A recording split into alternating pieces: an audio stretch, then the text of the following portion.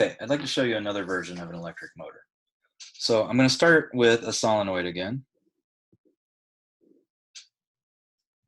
It has a wire wrapped around it. And I have a current going through this wire because it's connected to a voltage source. And let's say the current is, so it's coming out of the positive end here. So it's going to travel up in front of the coil, and then it's going to go into the page, down behind the coil, and it's going to come out of the page, in, and then out down here, in up here, out down here, and then in up there, and then it's going to come out back to the battery. Okay, so I'm also going to put a bar magnet. And this is similar to the world's simplest motor, right? Because I have two magnets. I have a bar magnet, this permanent magnet, and I have an electromagnet. Okay, which end of this electromagnet is the magnetic north end? So we're going to use right-hand rule number 3. Okay, so again, it's like I have this coil of wire. I need to grab the coil so that my fingers wrap in the direction of the current. So if I grab it like this, that is backwards. My fingers are going the opposite way. If I grab it like this, my fingers are going into the page, and then they're coming out of the page.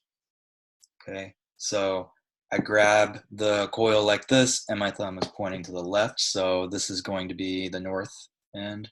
This is going to be the south end. Okay, what's going to happen between these two magnets? Their magnetic fields are already aligned, so there's not going to be a torque here. But what is going to happen is that this north end is going to be attracted to this south end, and the south end is going to be attracted to this north end. So imagine that maybe I put this magnet on a rail, so it can only go left or right. Which way is it going to go? Well, it's going to go to the left. Okay, it's going to experience a force that makes it move to the left. So look what we've done here.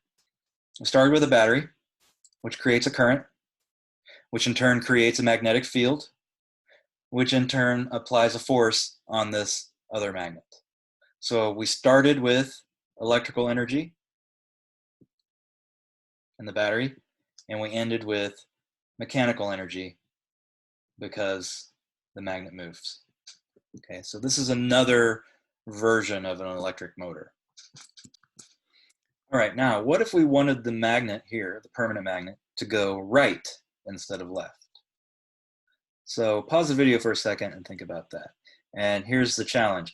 Let's do it without taking this magnet off the rail, right? Because obviously if I take this magnet off the rail and put it back, so the south pole is over here on the left, the north pole is over here on the right, then the south and the south are going to repel and it's going to move to the right.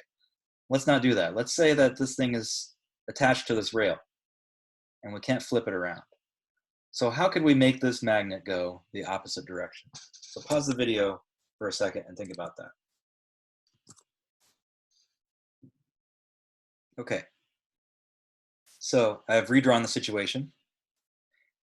And did you come up with a way to change the direction of the force on this magnet?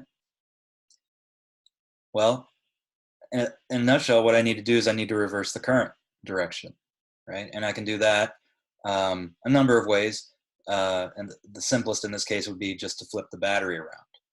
Okay, so if I flip the battery around and the current goes the other way around this coil, now it's going down on the near side instead of going up on the near side. And then it goes in, comes out, goes in, comes out.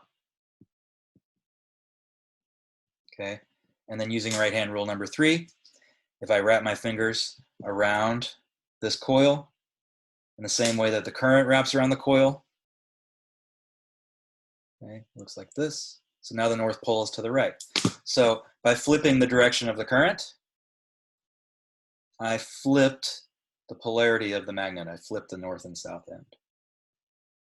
And now I'm going to get a repulsive force between these two north poles. I'm going to push this away. So what I have here is if I can alternate the direction of the current, then I can make this magnet move left and right. And alternating the direction of the current is actually quite common. We'll talk about it soon. We haven't talked about it yet, but it's called alternating current. So if I have, this is usually the symbol for an alternating current source. So if I have an alternating current, which means a current that keeps changing directions sinusoidally, and I put it into this coil, it's going to cause this magnet to move left and right like a piston. Okay, so this is another version of an electric motor.